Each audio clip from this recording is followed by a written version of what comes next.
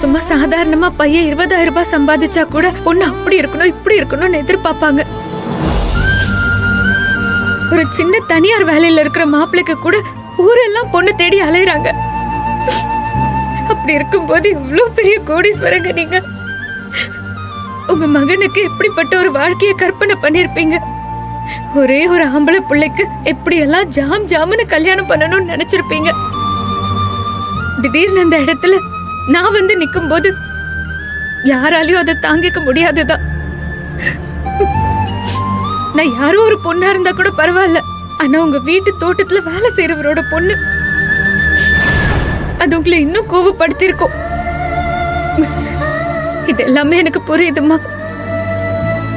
நீங்க நினைக்கிறதுல உங்க கோவத்துல கண்டிப்பா நியாயம் இருக்கு. அதுல எந்த வகையிலயாச்சும் நான் காரணமா இருந்தேன்னா நான் மனப்பூர்வமா அதுக்கு மன்னிப்பு கேட்டுக்கிறேன்.